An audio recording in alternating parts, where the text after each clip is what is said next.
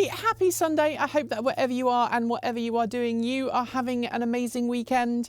Thank you to the amazing Erin for providing last week's Sunday musing. I kind of agree with what she was saying about vehicle design. It's all a bit samey. It's about time we have some new and fresh designs coming out. Of course, Aptera is different, but everybody else looks very much the same. Even the high-end luxury electric cars are all starting to look the same, partly because of the function needed for aerodynamic vehicles, but also because they all copy each other's design. So, yeah. Anyway, I hope Erin will come back and do more Sunday musings in the future, and I hope that Michael will come and do a Sunday musing at some point in the future. We've been working on him. It takes time.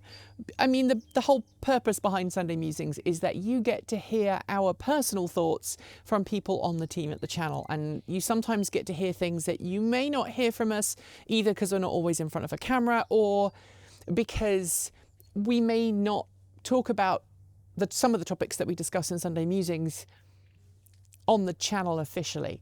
And today I had a really tough time choosing the topic for today's video. I was going to talk about the train derailment in Ohio. For those of you who don't know, there was a train going through Ohio with lots of nasty chemicals on board that derailed, and ultimately the decision was made to burn off some of the chemicals that were in those railway cars, as they call them in America, and there were some nasty chemicals that were leaching out of them. Some of those cars contained hydrogen chloride, which they are now burning off, which, when it kind of combines with water vapor in the air, i.e. if there are clouds, becomes hydrochloric acid. So how on earth did we let ourselves get to this point? You know, we are carrying around chemicals that are that dangerous on a rail network that is that broken and screwed up, and ultimately the people who live in that area, some of them have been evacuated, but it doesn't matter because it doesn't bother us, the owners of the company, the owners of the railway, and I hope that there are some serious repercussions. And it's kind of it's sickening to watch the wheels of capitalism ride roughshod over environmental concerns and also safety concerns for the people who live and work in those areas and the people who live and work on the railways. And when profit is put above reliability, profit is put above safety, things like that train derailment in Ohio are what we see. And that gets me to today's topic. I know I just kind of riffed a little bit on the train derailment, but this is related, don't worry. I want to talk today about the oil industry and the fossil fuel industry and the energy industry in general, and the obscene profits that are now starting to be reported from financial year 2022. Some of the world's largest energy companies, many of whom have no interest in renewable energy, despite what they tell you in their adverts, are raking in record profits. And we're not just talking, up 5% on the previous year. No, we're talking so large that you would maybe think, if you didn't know, that we're talking about the fossil fuel industry, you might look at them and go, oh, did someone make an error here in their factoring? Did they add an extra zero perhaps, so there shouldn't have been one?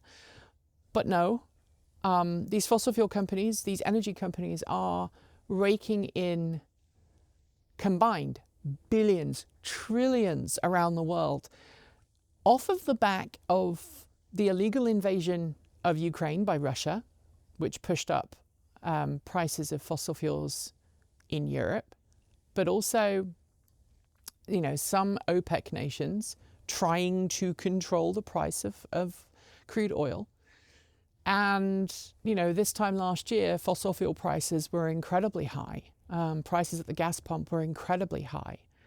And people were suffering. People were not driving. People were being trapped in their fossil fuel cars because a lot of people, especially people on lower income who cannot afford to put aside extra money a month to save for, say, an electric car, and may not be able to afford the down payment on a new electric car, are trapped driving fossil fuels. Michael's car, sitting right here off camera, it's a Volt with a V, but there's an issue right now with the battery pack, and we don't know if we're going to be able to fix it. You know, it could cost, you know, $5,000-$10,000 to fix, and nobody has that money just to write a blank check to fix it. And so Michael right now we're trying to help him out. We're giving him a ride places. He's taking public transit where possible. He's using an electric push scooter when he can. But that's a really good demonstration of where people were last year when fossil fuel prices were going up. They were making decisions. Can I afford to go to the gas station and fill my car up and get to work, or do I buy extra food for my family? It really was that bad. And I think sometimes people forget that, and they forget the reality of it. But obviously for me, as someone who is trying to encourage people to move towards cleaner, greener, safer and smarter transportation, I want to know what we should be doing about all these fossil fuel companies and their obscene profits, because they are fine. They are profiting insanely large amounts of money off everybody else's misfortune, everybody else's misery, everybody else's distress. They are literally profiting from a war. And shouldn't we, as hopefully a more evolved society, or a society that wants to be more evolved, shouldn't we be kind of putting limits on how much these companies are allowed to own and allowed to earn? Should we be saying, okay, if you have a profit above this amount, then we are going to levy a 100% tax, or we are going to take that extra profit and put it into community solar projects, renewable energy projects, encouraging people how to learn to repair electric vehicles, trying to encourage people to convert cars to electric. Climate change, anthropogenic climate change is, as we've discussed many times before on the channel, is real. And time has run out for us. And there's discussion that we might hit that 1.5 degrees C warming this year, that point of no return. And of course, fossil fuel companies don't give a flying whatever you're going to insert expletives here. I nearly swore on camera. That would have been bad. I can't grok that. And I know that a lot of you are all struggling with that too. It's been said lots of times that we're in the kind of the dying stages of capitalism, that, you know, this old guard are going away. But I'm also seeing evidence that the insane profits that are being garnered right now by some of these companies will continue unless the world's governments go, hang on a second, you helped cause the problem that we're in right now. You sold people lies. And Kate did a really great video about how oil companies knew decades ago that burning fossil fuels was going to cause problems for the planet, and yet they carried on doing it. If you are cognizant of the damage that you're causing, if you are knowingly causing problems for other people in that way, why should you be allowed to rake in continued profits like this? You know, if we were talking about a murder, bear with me, it makes sense. If we are talking about a murder of a person, and the murderer planned out their crime, you know, they said they were going to do this, and then they planned it out in a very kind of very cool, collected way, you know, in a very scary way.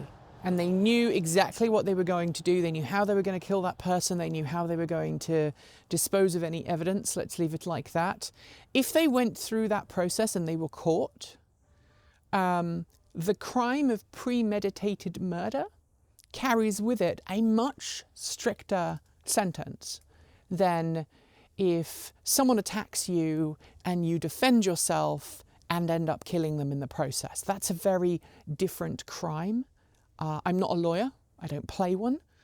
But that's a very different kind of experience, right? It's a very different legal definition. But corporations don't have that same kind of, often they don't have that same kind of comeuppance that is levied against them by world governments. If they knowingly go into a situation, they know that they're going to become obscenely rich and make huge amounts of profits off of the back of suffering of other people. And they know that actually they could be lowering the prices of their products to make things easier for people. And they don't. That is a knowing thing that they're doing. It's a calculated, cold action. And as far as I'm concerned, it's like premeditated murder. Knowing that climate change was caused by burning fossil fuels, in part, knowing that there was a scientifically proven link between burning of fossil fuels and anthropogenic climate change, and knowing and not saying anything about it and actually pushing it under the carpet and pretending it didn't exist.